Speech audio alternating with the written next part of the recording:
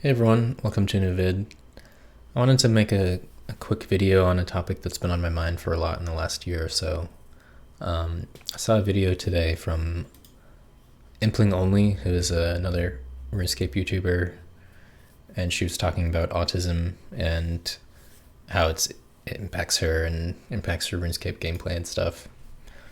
A little over a year ago, I came to the conclusion that I'm most likely autistic or have autism spectrum disorder.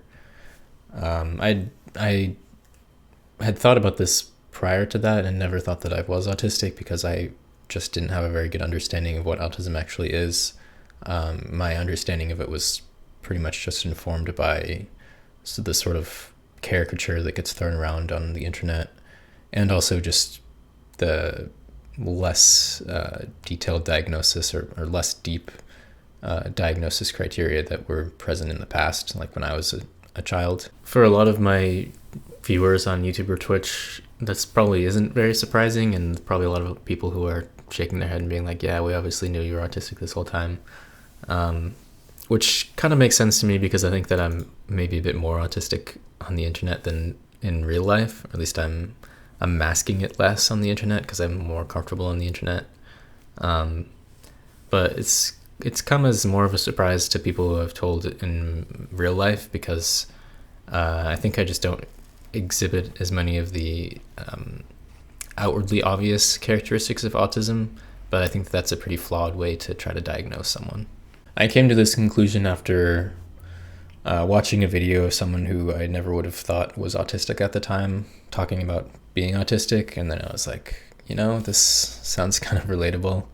And then I found some other information on YouTube and on various websites, and I took the classic autism quotient quiz, which you have to take this kind of stuff with a grain of salt, but the score that I got was, I don't think there was anyone in the study that was done to create that quiz that got a score as high as mine that was not autistic. So that made me think it was pretty likely. This page from NHS about signs of autism in adults is a pretty good summary, and looking through this, I probably identify with like 70 to 80% of these bullet points. Not every single one, but most of them, and I think that's enough to see it as pretty likely that I'm autistic. I haven't pursued a formal diagnosis, and I'm not sure that I will because it's a lot of work, and I don't really need it. I'm lucky to be an independent adult who's able to function fine, has a job, and all that kind of stuff. So I don't need it for disability support reasons or anything like that.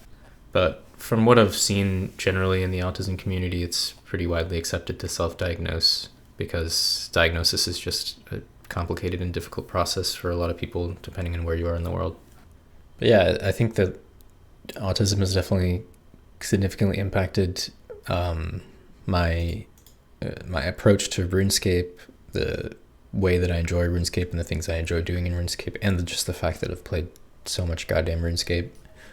I don't think that I'm not trying to say that like RuneScape players are generally autistic or anything like that, but the sort of simple, repetitive, logical progression or consistent progression of RuneScape skilling is something that is the type of thing that is likely to appeal to autistic people.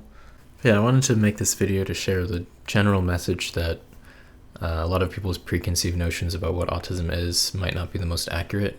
It definitely wasn't for me. And autism can manifest in a lot of ways that aren't as immediately obvious as what some people might think. So it's something that I think is useful for both autistic and non-autistic people to be aware of.